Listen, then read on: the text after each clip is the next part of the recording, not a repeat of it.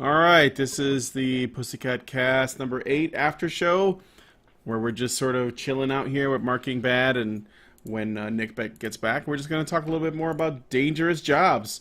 It could be in general or in the specific; it don't matter. So, I don't know if any of you guys that are patrons have any questions or something that you want us to bring up. I was thinking about looking up that shit that. Some of these like dangerous materials because that's got me a bit intrigued that people could inhale and whatnot. So, what are the effects of inhaling? Good old Agent Orange, I think, Let's too. see. No. Actually, I worked at a plant that houses one of the vaults where they store what's left of it because that was one of the primary sources of Agent Orange. Really? In Canada? And, yeah. Yep. They made it at Dow Chemical. And so if Karen is still living where I last remember her living, she lives about 25 minutes from that plant. I live about 40 minutes from it. And they have a vault in the ground, and it just keeps subsiding because the Agent Orange is leaking out of these barrels, and it's just eating away the dirt and material under them. So they just keep adding concrete on top. Eventually, Jesus. it'll eat its way into the core or something, I think. I think that's their intent. Well, eventually it'll eat its way into the water table.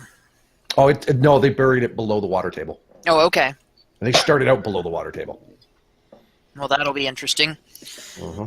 Now, Agent Orange, the 7 Years in Hell story that I keep bringing up, and I've mentioned that during the court case, during that 7-year ordeal, the victim in that story had oh shit, I can't think of what kind of cancer it's called. There's two ways to get this cancer. One way is 90% survivable, and the other way is 10% survivable. It's a lymph cancer. He had the 90% survivable type, and it is something that is associated with exposure to Agent Orange. His father was one of the soldiers that was responsible for dumping Agent Orange onto the foliage in Vietnam. And the military does not acknowledge that his unit was involved in that. And so this guy has no recourse. Like, he's got all these health problems. He's got asthma. He's a diabetic. He has severe allergies, and he's got some odd health problems that they can't trace back to anything. Like, they don't know what causes it. They just know he has this health problem, and they're all characteristic of children of soldiers who were exposed to Agent Orange. But since it wasn't dumped on his father, he had his hands in it all the time instead, they don't count it as exposure, and they don't acknowledge that anyone in his unit was exposed to it. So he's just screwed. It's like we were talking about the long-term hazards of chemical exposure. It's not just the individual who faces those long-term problems. It can be their children as well. No, I mean, look at what happened with, exposure to DDT. Exposure to DDT caused issues with the kids that were born of people exposed to it. That's true. And then now they're seeing similar, I haven't seen enough of it to know if it's confirmed or if it's just a panic, but they're seeing similar problems with Roundup. They're associating that same cancer actually with Roundup. And it's, once again, heavy exposure or long-term exposure. So people who've worked in the farming industries, people who've worked in plant harvesting, in food harvesting, and so on. This kind of reminds me of one chemical I've heard of. I think, if I remember correctly, it was trichlorine fluoride or something like that. My dad's a chemist, and he said those shouldn't be able to merge, but somehow they did. The Nazis called it Substance N. And it boils when exposed to air. It explodes when it touches water. It's lethal to inhale. And whenever you put it into a flamethrower like the Nazis were planning on doing, it burns at, I think it was 2,500 degrees Celsius. That's a little scary. That sounds really unpleasant. It sounds like an Yeah. evil concoction, actually. When they tried to transport some of it, it kind of came out of the trucker thing, and it poured onto the street, and it burnt through the asphalt, concrete, and then a good 3 feet of dirt and gravel beneath that.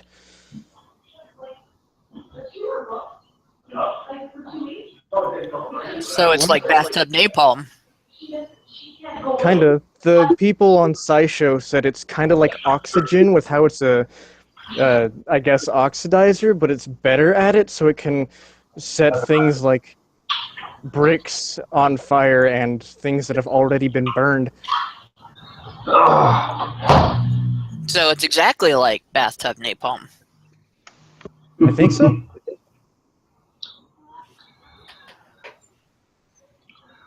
Yeah, I will not name any names, and I will not give any further details other than I know somebody who actually made some. Like, you learn a little bit of information here or there, and it's interesting, and you want to try it out. If you ever get a recipe for bathtub napalm, leave it alone. Just, like, get rid of the recipe. It's not something to play with. I can actually make that shit. It will burn through the sidewalk. Oh, I know.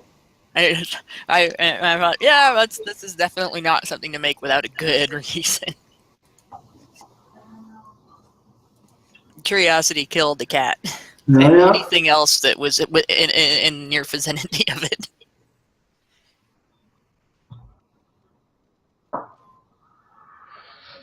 There's one thingy. I think it was. I think its name is Azido or AA for short. It's so touchy that someone tried to put it in a shock-proof case in a dark, climate-controlled room, and it blew up. So it's the social justice concoction. Yeah, Such it's essentially the chemical version of social justice. Such a special snowflake that even if in its own safe space, it still gets triggered. Boom. Exactly.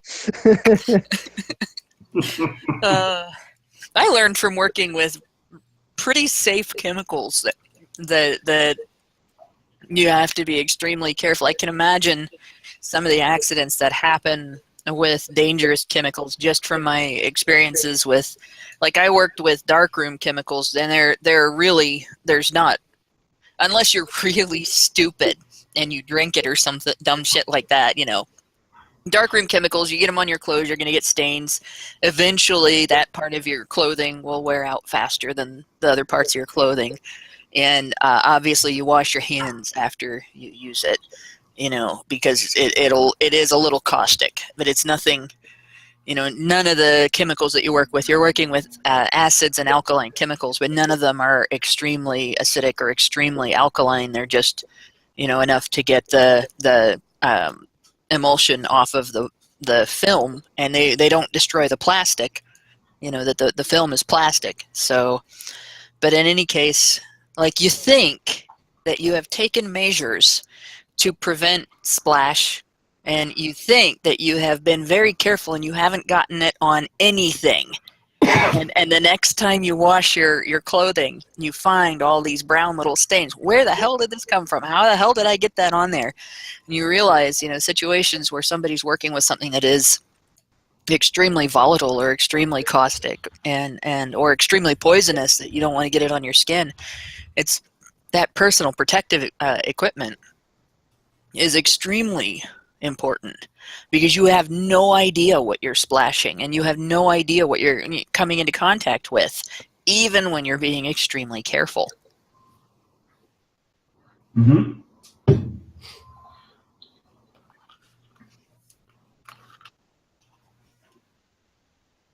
Yeah, we can hear the little clicky toenails. That stuff's kind of why whenever I have to clean the bathrooms at work, afterwards I wash my hands 4 times and then use hand sanitizer. Yeah, my coworkers got mad at me that one time and cleaned up puke, so they didn't leave it for 3 days for the male assistant manager to clean up. I used the the gear that you're supposed to use to clean up blood and bodily fluids. And they're like, that's only for blood. No. If somebody pukes, you don't know if they puked because they had the flu or if they puked because they were drunk. Still bodily fluid. It's still bodily fluid. applicable. You don't know if they have AIDS. You don't know if they have hepatitis. You don't touch it. You know, and There's I a wore lot like of things the whole. that are transmitted by that. Yeah. You know. I don't think that would be it. Although, speaking of child support incurred debt and jobs, I had a neighbor that had white lung from working White lung? with white lung automatically, yeah, from working with automotive paint without a mask. And the garage that he worked at, he worked there because he owed child support. But he worked without a lot of the personal protective stuff, and so he inhaled paint fumes. And that's what they diagnosed him with after years and years of paint fume inhalation and actual paint particle inhalation was white lung. Yep.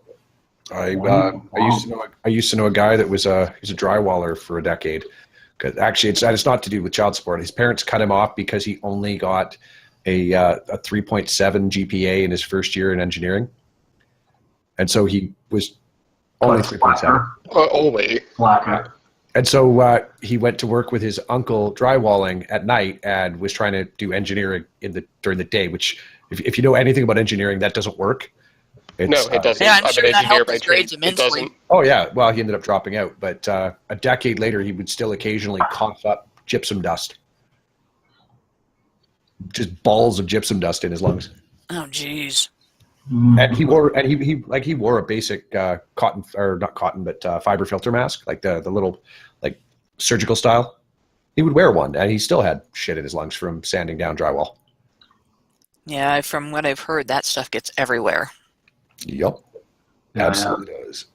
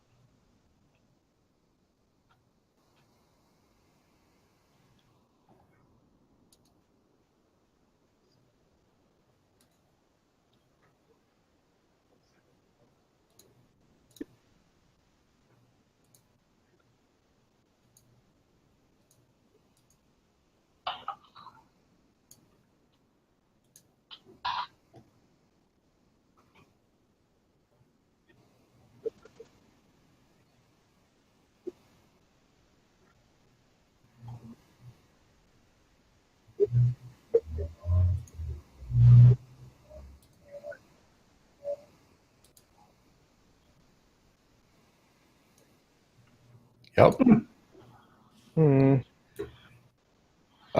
Actually, just Ryan, next time you talk to Karen about this topic, ask her about the young man that was killed roofing with his uncle. There was an open hole with no barricades around it, and he fell 4 stories and died. And you could hear his uncle on the phone with 911 screaming at people to put up the barricades after his nephew had fallen. Yeah. That sounds fucked up. I'll definitely ask Karen about that. By the way, that happened here in Edmonton. Yeah, in Edmonton. That's what I figured. I forgot that I was muted for the people watching, so it got quiet for them. I was just telling the story. I'll read it again real quick for the people who are listening to us. An 18-year-old worker... I'm sorry, that's the wrong story. 2 young workers, 14 and 19, were killed at a grain storage facility in the Midwest when they were sent into a grain bin to walk down the corn. The grain bin was being emptied, and the workers' task was to break up clumps by walking on them in order to make the corn flow out of the bin. The workers were not provided safety harnesses, and the machinery was running. The suction created by the flowing grain pulled them in like quicksand and suffocated them. So that's basically what happened. Now here's another one. Let me go back here. Another story that I saw. It's, this one sounds gruesome. An 18-year-old worker died after becoming entangled in a portable mortar mixer at a residential construction site. The victim was cleaning the mixer at the end of his shift to prepare it for the following day. A painter working near the victim heard yells for help and saw the victim's arm was stuck in the machine and his body was being pulled into the rotating mixer paddles. He ran to the mixer and attempted to turn it off, but could not disengage the gears, so he yelled for help. A co-worker heard the commotion, ran to the machine, and shut it off. Emergency medical services were called and responded within minutes. Rescue workers dismantled the drive mechanism to reverse the mixing paddles and extricate the worker.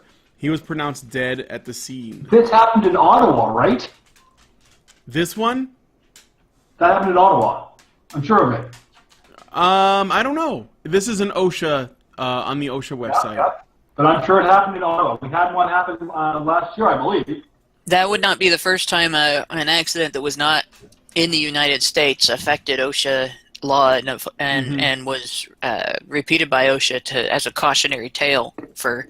I mean, they've talked about things that have happened in over the ocean. You know, they've talked about things that have happened in Mexico, things that have happened in Canada. You have to share those stories when it comes to dangerous industries. If you don't learn from the causes of those accidents, they get repeated. Mm-hmm. Yep. So I just looked it up here. Worker, this is what's on the CBC. Worker fatally injured after falling into cement mixer. Labor Ministry says. Yeah, and this happened in Ottawa. Jeez. Yep. Kind of reminds me of the days before the child worker laws came in. Uh-huh. Before the child labor laws? I heard a story where a kid was working in a cotton mill or something, and something got caught, and so the kid went in to go get it loose and whatnot, and then someone came by, didn't know the kid was in there, and turned it on. Yeah. Yeah. I don't recall what site I was on, but they had a video. It was a training video on, and Nick will understand more of what I'm talking about. They had some kind of like isolated press machine, and there was a maintenance man working on it, and he had it locked out. And that was something I never actually got to discuss during the live portion of the stream. But yeah, lockout tagout procedures are critical when you're dealing with a lot of equipment, any kind of potentially energized source, regardless of the energization. And some guy was like, "Why isn't the machine turning on? Why isn't the machine turning on?" And he went over and he slapped the override, started the machine. The guy didn't even have time to scream. Just done. Like, it was like a 12-ton press of some description, and it was an isolated press because if anything went wrong, it was in this secure room where theoretically you wouldn't have shrapnel everywhere. And yeah, the maintenance guy was reduced to paste. Oh, fuck. Because somebody was in a big rush to get this piece of equipment back online and did not go through the proper lockout, tagout, closure procedure. He just went and hit the override and turned it on.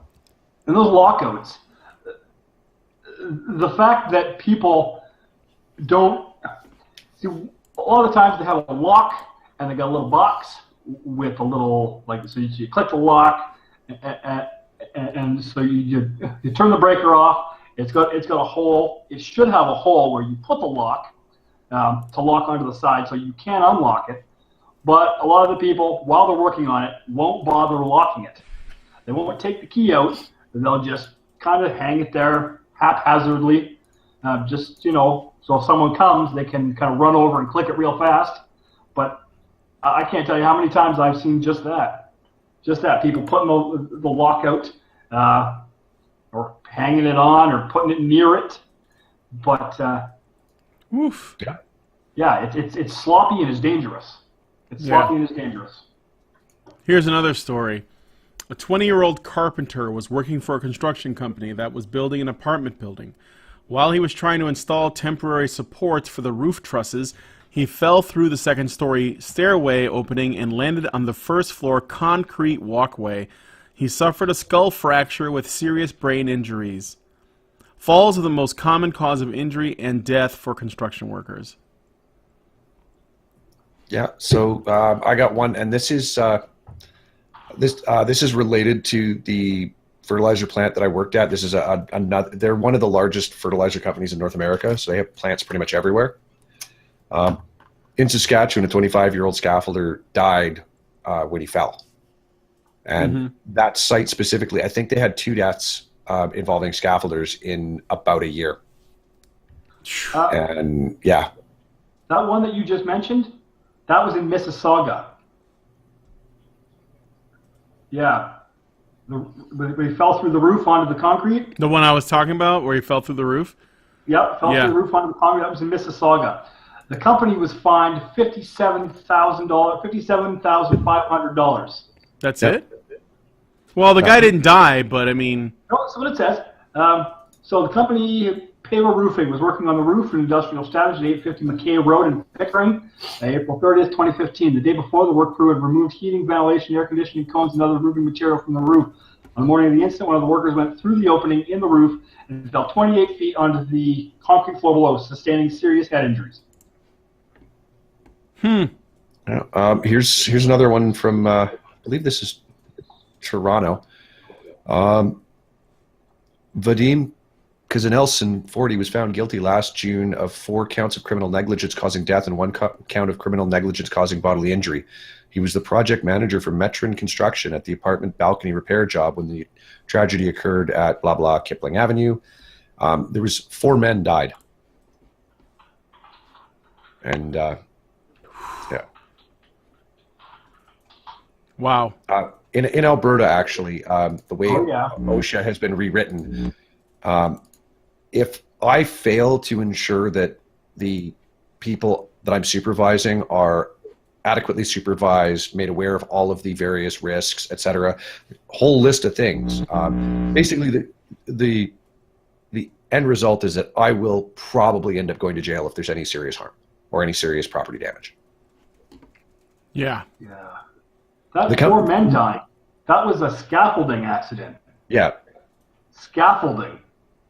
Yep. From 13 floors. That's fucking crazy. Yep. When I was at the dragline job for, I won't name the company, but it was for Genesee Plant, which is west of Edmonton. I was on the small dragline. When the boom was at full decline, it was still 125 feet in the air, and you could feel it sway. And I actually have a video on my phone of us using a snatch block to drop the final scaffold 125 feet using a rope. We just took it, we disconnected its connection to the structure, to the superstructure of the crane, and just drove a truck forward slowly and let the rope take it down. It takes 19 seconds.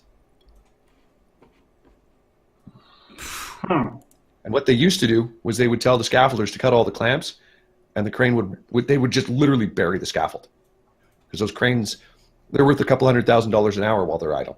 I mean, I didn't even touch on the number of stories that involve heavy hauler equipment, both there and in the oil sands. They literally tell you that if you cannot see the operator of a heavy hauler, you had better be the fuck away from them, because they don't stop. Yeah. If you can't see them, they can't see you. No. I mean, actually, my grandfather was hurt by, I don't know the type of machine that was lifting it, but he had a big concrete drum, like the size, not quite the size they put in the drainage ditches, but big like that, dropped on him from a high height, and it crushed his leg, like all the way down to his ankle. And actually, oddly enough, that's how he met my grandmother. She was the nurse who took care of him while he was in the hospital recovering from that injury. But yes, he walked. Destiny is a wonderful thing. Yeah, and it's funny because Mike, like, you would think I'd be the romantic who was all, oh, what a sweet story and everything, and I would have had to drag it out of him, but it was Grandpa that was the romantic that used to tell that story all the time and everything. But so there's a gender reversal there for you. At least as far as stereotypes are concerned, I think it's actually true that men are more romantic on a lot of levels than women realize. But in any case, yeah, he walked with a limp all of his life, and I think it's part of the reason that he walked longer in his life than a lot of people do. He was 95 years old when he passed away, and I think he was 91 or 92 when he stopped actually walking downtown by himself to get things. and it was because he was accustomed to pain anyway, because that ankle hurt for the rest of his life. So when he started having, hip and back pain and leg pain that comes with old age, it wasn't anything new. But he went back into construction after that and everything. He went back into welding after that and everything. He just recovered first. And it was a number of years before he moved on from that to farming and other things.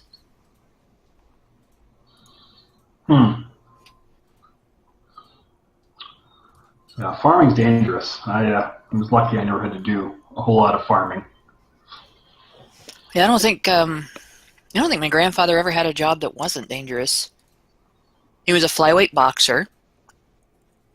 He was a hunter and trapper.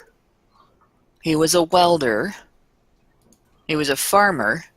And he did maintenance. I guess when he finally started doing fundraising, for the foundation, then he finally had a job that wasn't dangerous. But by that time, he was past the years where a man willing to do dangerous jobs would be considered in his prime and at the most valuable in any of those jobs. But he did. He went for dangerous jobs all of his life. Yeah, well, I mean, those jobs, they do pay money. Yeah. I mean, heck, early part of the 20th century, he had somebody back when $100 back then would have been like $1,000. Today, he had somebody pay him $100 just for the shell of a turtle, a big snapping turtle that he had caught. And it was a big enough turtle that when he was transporting it home, he trapped it in the boat by turning it upside down and wedging the shell in against the sides of his boat. So it was like, this wasn't a snapper that would hurt your finger. It was a snapper that could take your hand off. And he was catching those things when he was a teenager. I'm not sure if this is going to play well for you guys, but this is the kind of crazy shit that happens in the oil field. I can see it. There's no sound though, but we wouldn't be able to get any sound. I don't have OBS or audio. That's okay though. This dude's cutting a pipe and they're pinning it down. You saw it. Yeah. Oh. I would say, yeah, I've seen this before. Wait, hold on. Go back a bit because the people watching the stream aren't seeing it. Right. Okay. So we got the nice fellow. Oh shit! Cutting pipe, and that pipe, when it bucked loose, that was a good 4 feet of travel, and it threw him off the pipe completely. And I mean that's a 48-inch pipe. And if we go back near the start here, where is it? That'll leave a mark. You see here, they're actually pinning it down with the bucket of an earth mover. Yeah, on that side. Yeah, not on his side. Oh, geez, of course. And of course, actually, there's another one that I need to find. My ex-girlfriend, she sent me a video a while back of a crane collapse. I think it'll be under Crane Collapse, New York. Yeah, it's this one. Oh, let's get rid of annotations. Get out. So you're watching, like this is actually the speed it's happening at. You can see this crane starting to sway, and it's just going to keep going and going. Oh shit. Okay, now you're not going to see it really well from here, but right there where the crane cab is, that thing punches completely over. Oh no, I see it flipping upside down. Like what you can kind of see right now is the tracks of it. Yeah. It's flipped completely over. Yeah. And there's just all sorts of crap crushed underneath it. Oh, And shit, people man. are running Is there around. anybody in there? Holy shit. Yeah, there was an operator in it. And that's not even the worst crane collapse I've ever seen. I don't recall where it was, but they showed a video of I want to say it was somewhere in the Midwest. There was 8 different crane operators on this site had refused to fly some kind of load because it was too windy. They absolutely refused, and they had the right under OSHA to do so. And so they went and found some supervisor that was willing to try and fly it. And crane went over. and it killed 3 people, including that supervisor. Yeah, this is another version of that video. God almighty, stop that. So this is showing the crane upside down.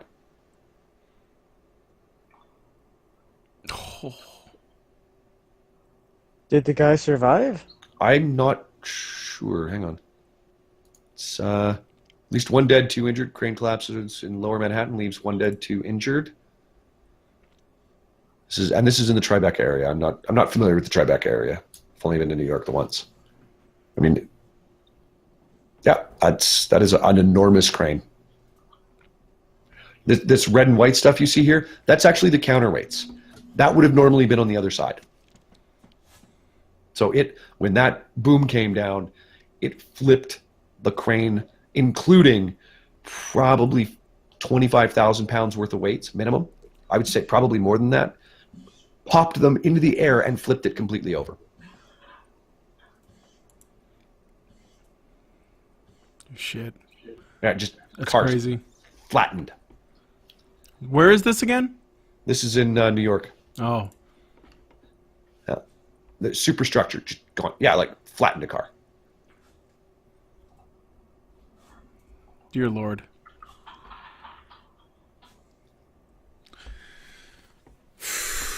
Yeah, man, it's rough. It's good to see this stuff though. It can be sobering.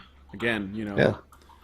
knowing what people are doing behind the scenes. I mean, these things don't happen that often from the numbers I'm looking at, but when they do happen, it's pretty serious. They're catastrophic. And most of the time it's men, like 90-something% of the time. Actually, interestingly, and Nick, you probably heard this on the news. Toronto City Police actually had to get a woman off of a crane. I saw it. What the hell is she doing up there? I've not heard what the explanation was. I'm assuming there was some kind of emotional distress, and she got up onto a tower crane. So one of those giant... Climbed it or something? Yeah, she climbed the structure of the crane, walked out on the jib, and then slid down the line to the block, and was sat on the block, 28 stories up. What was she smoking? I don't know if she was on drugs. Nothing's come out about. She was charged with mischief, not trespassing. Mischief. Just mischief. That was pretty Like mischievous. a slap on the wrist, if that. In Toronto, right? Yeah, Toronto. Woman on crane. Look that up. That happened this week. Yeah, woman rescued from crane faces criminal mischief. And that's it. She's not even getting charged with trespassing. She's clearly trespassing to be on a construction site. Marisa Lazo, the 23-year-old accused in the woman on a crane case, was released on bail Thursday, so today, as more details emerge about the strange saga that captivated Toronto. She is charged with 6 counts of mischief in the incident, where a woman was discovered around 3:30 a.m. Wednesday morning sitting on the hook of a crane roughly 45 meters above a downtown construction site. The ordeal could cost the condo development project on the site as much as $60,000, according to estimates released Thursday. "Marissa, you're an angel," a man shouted from the back of the courtroom as Lazo was led into the prisoner's box in the mental health court at Old City Hall. She was wearing what appeared to be the same jean jacket she wore when she was photographed on Wednesday. Wow, this is like, is she attention whoring? Like, is that peak attention whoring? Or am I just being a real cynical bastard? Okay. Sounds like she might be nuts. Yeah, hence what I'm saying. Like, as a condition of her release, Lazo was ordered to stay away from construction sites and rooftops. How do you... Okay. Her lawyer did not return a request for comment. How do you stay away from construction sites and rooftops? You have to just like go to the woods. Just go to the middle of nowhere. Live in the Time to live in a box. Well, probably if Live she in gets caught Kelvington. trespassing, that'll be enforced, and if she doesn't get caught trespassing, it won't be. Right. A friend who showed up to court to support Lazo on Thursday told a crush of reporters that Lazo was adventurous, in quotes. Instagram photos appear to show Lazo perched on rooftops. In another photo, she is lying on train tracks. Yep. That's not adventurous. That's a fucking death wish. It's That's like asking stupid. to die. Very stupid. The hearing did She's not nothing crazy, to she's clarify. stupid. Yeah. The hearing did nothing to clarify how or why the woman arrived on the crane hook, but condo development firm Plaza Corp said Thursday that security footage gives a better idea of what happened. Scott McClellan, Plaza's senior vice president, said security cameras around the construction site at 50 Wellesley Street, Toronto, captured a woman pacing around the 2-meter fence at the edge of the site at around 2:30 a.m. She sort of walked back and forth for a few minutes, I guess sort of scoping out the best place to climb the fence, said McClellan. Then she was over the fence and into the site. I mean, if she can climb a crane, she can get over a fence pretty quickly, he said. The security tapes, he said, show the woman starting to climb the crane. The cameras, however, are trained on the ground, so they only captured her climbing for about 3 meters, he said. There did not appear to be anyone else with her. McClellan would not provide the National Post with security footage. He said the video was sent to police and he did not want to impede the investigation. The theory among firefighters who spoke to the Post on Wednesday was that the woman climbed to the top of the crane, then slid down the grease cable and landed on the hook. Wednesday's incident snarled traffic around Church and Wellesley Streets as an emergency personnel worked to rescue the woman. Is it a rescue if she wanted to go up there? And is it like a cat climbing a tree and then needs help coming down? Or Now, I imagine she was pretty stuck at that point.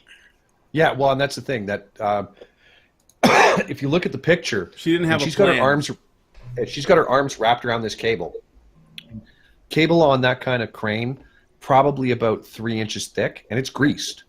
Like we're talking like greased pole type stuff. Uh-huh. She ain't going back up. Right. I see her there.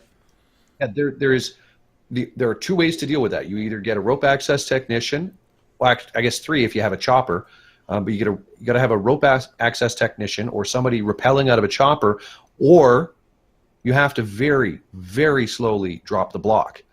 Because if you drop it too fast, she's going to end up getting caught in the line and pulled off the block. Mm-hmm. And the only other option you got other than that would be to get a crane big enough to get a man basket up. Jeez. Okay, so let me continue. Here. There's no way there's no way that they're going to use like a telescoping man basket that is. They'd have to put something on a crane. Uh-huh. Absolutely have to. Wednesday's incident snarled traffic around Church and Wesley. Okay. Firefighter Rob Wanfor climbed for more than an hour to the top of the crane before rappelling down to the woman on the hook. So a man goes and rescues her. Yep. Once the woman was in a harness, she and the firefighter were lowered to the ground on ropes. After medical examination, she was arrested and taken into police custody. And so there are photos. There's one of her laying on some train tracks and smiling. There's one of her on the crane. There's one of her on a ledge of a building, like a rooftop ledge, and another of her on a rooftop, standing on if you're on the roof of a building, there's like the area that you can lean on, and that's brick or whatever, and she's standing on top of that, so she looks like, and she's waving and smiling. So she seems to be some kind of adrenaline junkie. According to court documents, Lazo is charged with a total of 6 mischief counts because the incident endangered the lives of a firefighter and a police negotiator who climbed the crane in the rescue, and also interfered with the operation of the construction site, the TTC bus service, Toronto Paramedic Services, and the Toronto Fire Department. McClellan of Plaza Corp said the construction site was shut down for the entire day, which cost the project an estimated $50,000 to $60,000. Roughly 80 people reported for work on Wednesday, and all had to be paid, even though the site was shuttered, so safety inspectors could determine whether the crane was damaged. It wasn't. Deliveries had to be sent back, he said, and trade work had to be rescheduled. It's a whole domino effect, said Mark Morrow, the executive vice president of TMG Builders, the company managing the construction of the condo. Just completely bewildered. Everyone I've spoken to in the industry was in complete disbelief at how she was there. Yeah. Nut job. I would say dumbass. Absolute inconsiderate dumbass. Actually, she's really lucky that she didn't choose a day to climb that where an electrical storm was coming in. Because there she would have been on a big, tall piece of metal that would have been one of the taller objects in the area she was in, and she'd have been fried if that thing had been hit. When I was, I worked on a oil plant about 3 and a bit hours to the northeast of Edmonton, and that area seems to be rife with thunderstorms during the summer. And basically, you could set your watch by them. 2:30, thunderstorm would start. And we're building scaffolds with aluminum tubes inside of a giant steel tank. So needless to say, it's not a great place to be. So of course they would have stand downs. Once a storm got close enough and had X number of strikes that were within a certain radius, everybody out, get to the lunchrooms. We had a lightning strike hit a stop sign on one of the site roads about 100 feet from our lunch trailer, and the 4x4 fence post that held the stop sign exploded. There was shrapnel and splinters everywhere. The sign had a big scorch mark on it. Just gone. The sign itself came to rest about 40 feet away. Huh. It can travel too through the ground and through it can, if it hits the ground not too far away from where you're building that stuff, it goes up through the stuff that you're building, even if it doesn't hit.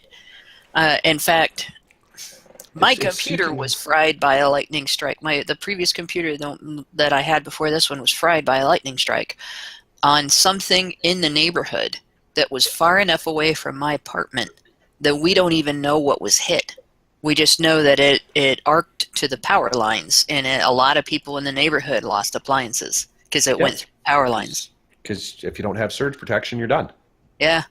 And I just had the little cheapo, power strip with surge protection, and so some stuff got fried and some stuff didn't get fried. But and that happened at my parents' house. My parents' house has been struck by lightning twice. Blew up the television once. That was interesting. Like TV guts all over the living room, and glass everywhere. So I was looking at what the penalty was for mischief charge, and it looks like it's up to 2 years in prison.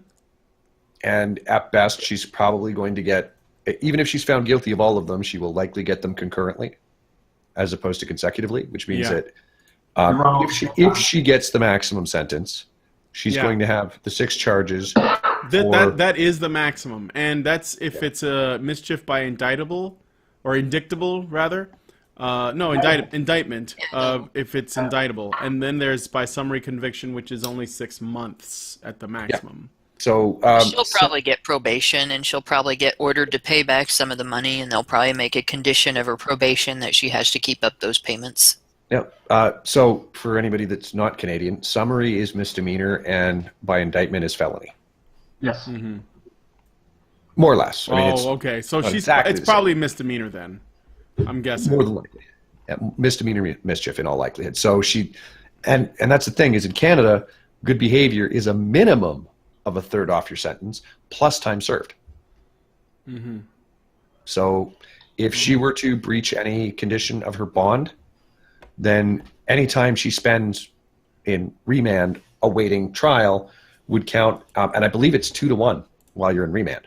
So every 2 days that you're locked up awaiting trial, or every day you're locked up is 2 days worth of jail time, because you're not yet found guilty. So they consider it criminal to keep you locked up for that period of time while you're not technically a criminal. Yeah. Oh, and something I didn't want to bring up on the stream, Ryan, just because I didn't want to get the guy's personal details out there. That guy that was a maintenance sprinkler fitter, when he got blackballed out of that industry, it happened about the same time as the mother of his child took him to custody court, or took him back in for adjusted support payments. And because maintenance sprinkler fitters work crazy hours during the winter, and in Canada the winter's 6 months, he could make 60 or 80 grand in 6 months, but he'd make maybe 20 grand if he was lucky the rest of the year. Usually, he said, what he told me was most years he'd make about $82,000 working maintenance. Well, the maintenance system takes the last 3 months that you report for taxes and judges what your support payment should be. So she hit him when he'd made almost $35,000 in 3 months. So of course the government said, oh, well, you're going to make 120 grand this year, or 100, what was it?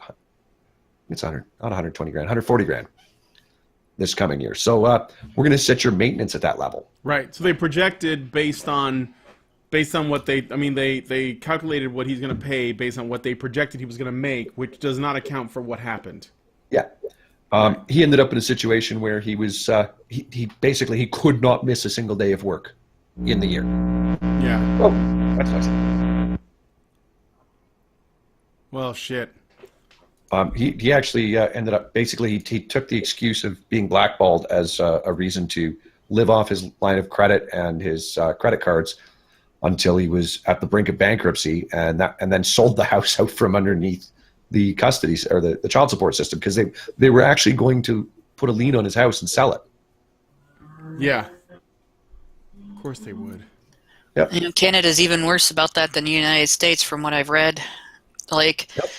in the U.S. they do that, but you have a chance to appeal, and there are specific standards that basically mean if you can prove that the judge is unfairly projecting your income, the judge has to take that in consideration. Yeah, a lot of men don't know how to fight that battle, but that battle can be fought. And Called undue hardship. Yeah. Yeah, and in Canada, I think you're only allowed to. There's only basically one option, or you can only do it once per year to have your support reset. So if you have a terrible year and it's been a hardship, then you can go back to the court and say, listen, you guys set my maintenance way too high. I can't do that. Like you're going to force me onto the streets, and then you'll get no money. Yeah. Yeah. Not that they pay particular attention to that. And the other problem is that throughout most of Canada, it's only 6 months until you're common law with somebody. Yeah. I think a lot of places in the United States have eliminated common law.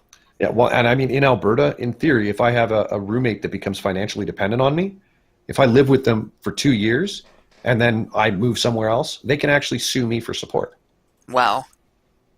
And I don't even have to have a sexual relationship with them. We don't have to be common law by mutual taxes. That's crazy. That's just opposite sex though, right? Is it same sex now too? No, same sex as well, because we've had marriage equality since 2005. So I mean, it's not happened yet. I haven't seen a case go forward on that basis, but the law is certainly there. So I think marriage equality is going to be the thing that eliminates common law, because people regularly, heterosexuals, room with people of the same sex on the basis that they're not going to be sexually attracted to each other. Mm-hmm. And like there's been problems in the past for well, I mean, like people who have roomed together because they're both gay and of the opposite sex from each other, so they have that same thing. Well, we don't have to worry about each other getting sexually attracted because we're not interested in the opposite sex, and then they get hit with that. Yeah, and I mean, it's a little bit of a slippery slope argument, but I mean, look at what Spinosaurus Kin went through with the roommates that he had when he first went to university. See, I don't know that story. They found out about his videos, and apparently one of the people he was rooming with, and it was shared common area with yes, 4 I do know that story. Well, so one of them was a male feminist, and there was at least one female that shared the common area. Yeah. And so there were 7 people that pinned him into a corner. Well, if there's a woman there on any kind of regular basis, I mean, we're now in a situation where on college campuses you can be accused of sexual misconduct just for being in the vicinity. Yep. Yep. Yeah, in fact, because his videos were something that she took issue with, depending on where you are, that could actually be considered a violation of the campus sexual misconduct code. Yeah, Nottinghamshire, that would absolutely be the case. Because remember, Nottinghamshire is where they've got that absurd rule that the subjective claim of a woman that she has been sexually harassed or there has been an incident of sexual misconduct qualifies as a hate crime. Right. Misogyny is literally a hate crime there, even though it's entirely subjective. Misogyny. Yeah. Oh, hey. Well, I mean, I intentionally did not show my channel, even though this is shit I talk about, because we were talking about other things. I'll put a link to your Yeah, we channel in the shoulda. low bar anyway. Yeah, I was gonna say we should shield the channel anyway. Yeah. I'll put a Be in link. the low bar. I'll put a link in the It'll low be in the bar. low bar later anyway. Yeah, I didn't shill it on air because it seemed inappropriate. Well, I mean, I see what you mean. I was actually thinking about it myself, and I was like, well, I don't know, it seems a little awkward. But I can just I'll put a link in the low bar anyway, so people can look at it. So, I mean, at some point, I actually do have, because I did all those Dear Feminist memes, and one of them is literally like, if you want wage equality, I will buy you a set of work boots, and I will buy you a tool belt, and you can come scaffolding with me. yeah, there you go.